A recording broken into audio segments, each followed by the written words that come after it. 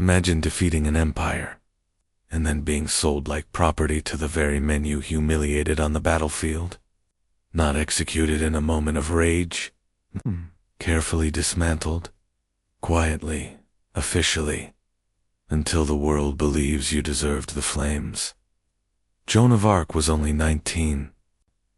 A teenager who had marched with armies, lifted a nation's morale, and helped place a crown on a king's head. But in the final stretch of her life, she wasn't treated like a prisoner of war. She was treated like a problem that had to be. Erased without leaving fingerprints. It started at Compiègne in May of 1430, when Burgundian forces captured her. To the French, she was a symbol.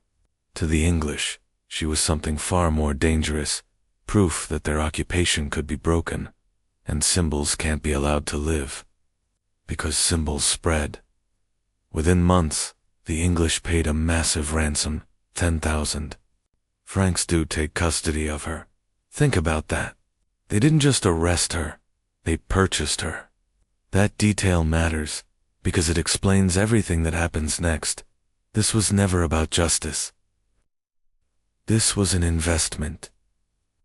And they expected a return. They moved her to Rouen, the administrative heart of English-controlled France. A city where the courtrooms were English, the politics were English, and the outcome was already decided. Because if Joan could be branded, afraid if she could be officially labeled a heretic, then the king she helped crown would look like a man chosen not by God, but by a deluded girl guided by demons. And that's where the real torture begins. Not the fire, not yet first. The slow crushing of a person's identity. Joan was held in a military fortress, not a church prison. That violated church rules. A woman accused of heresy was supposed to be guarded by women, usually nuns. Instead, she was kept under constant watch by English soldiers, men who hated her, men who saw her as the reason their friends died, men who didn't see a saint, only an enemy. Chains, shackles, no privacy, no safe sleep, and every day that passed, the walls didn't just hold her body, they tightened around her mind. Then, in the middle of all that, the English clergy moved in. A religious court was assembled. Charges were drafted. And suddenly, her greatest weapon, her faith, was turned into the blade aimed at her throat. Because the trial wasn't built to discover the truth. It was built like a trap. A trap where every answer could be twisted, where silence looked like guilt, and honesty could be called blasphemy. And in the next part, you'll hear about the first interrogation, when they asked Joan one question so carefully designed that no matter what she said, it could have condemned her on the spot. They didn't bring Joan into that room to listen. They brought her in to break her on paper so the fire would feel legal. February 21st, 1431. Joan is led into a chapel inside the fortress at Rouen. Not a battlefield, not a public square. A quiet room where words were sharper than swords. Sitting in front of her, a bishop loyal to the English, and a wall of clergy, dozens of educated men, trained to argue, trained to corner, trained to win. Joan is 19. No lawyer, no allies, no family, and she knows the rules of the game. Are rigged, because this isn't just a trial of a person, it's a trial of a story. If they can prove her voices are false, then everything she did collapses with her. They demand an oath. Swear to answer truthfully. Joan agrees.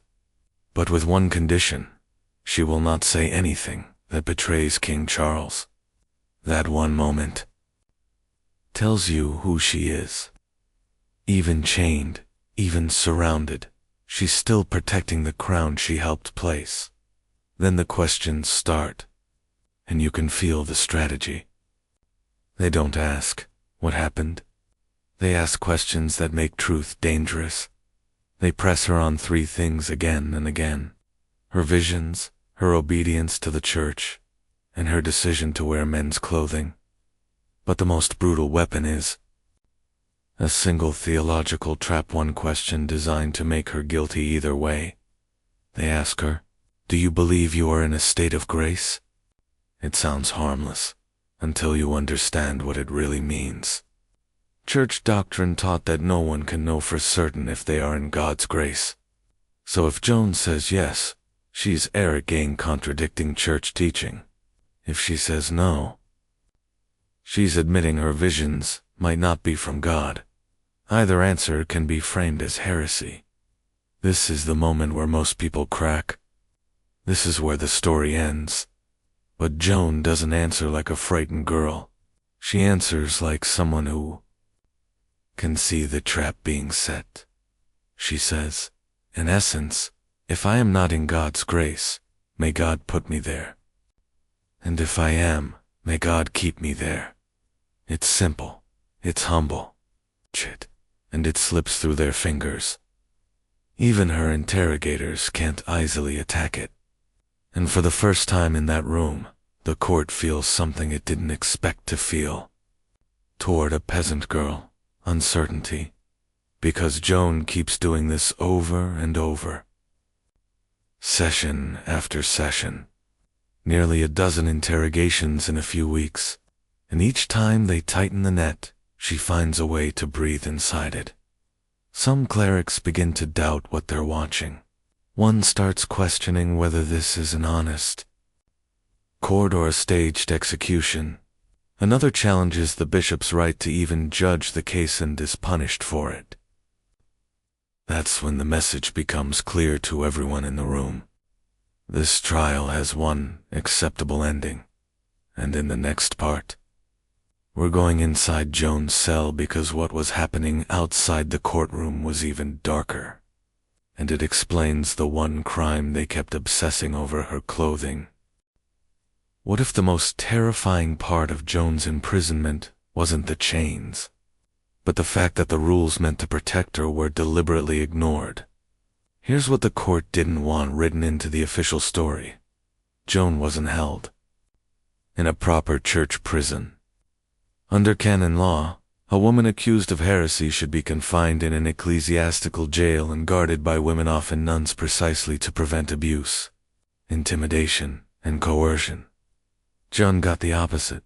She was locked inside a secular military fortress under English control, guarded by English soldiers, common men who saw her as the face of their humiliation. And they didn't just stand outside her door. Witness testimony later described guards stationed inside her cell constantly, with more posted right outside. No privacy. No relief. No safe moment to cry, pray, or even sleep without knowing eyes were on her. And then there were the restraints. She was chained to a heavy wooden block. Sometimes iron shackles were fixed to her legs. Imagine trying to rest, with metal cutting into skin, trying to keep your mind steady while your body is treated like an object. The point wasn't just containment, it was humiliation. Conditioning. A daily reminder. You are not in control anymore. But the danger went beyond discomfort. Multiple witnesses later testified that Joan faced ongoing harassment, taunting, threats, and at least one account described a powerful English lord attempting to assault her. Whether every detail can be proven line by line, the pattern is clear.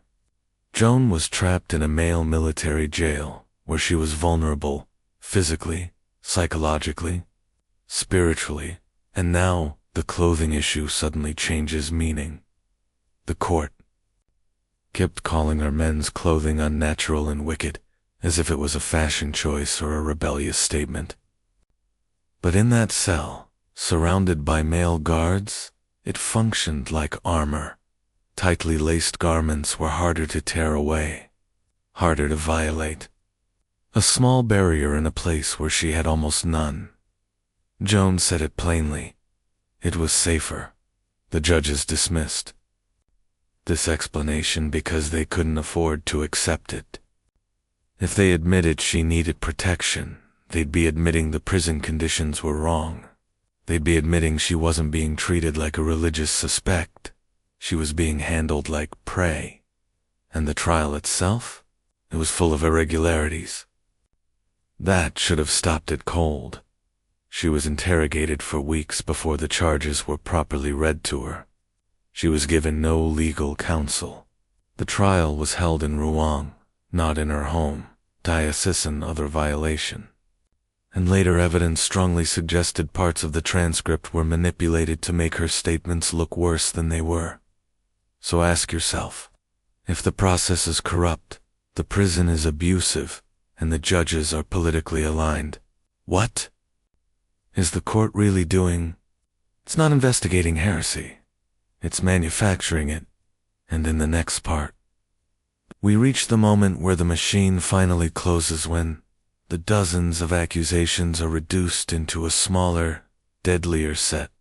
And Joan is told, in plain terms, that the fire is waiting unless she breaks.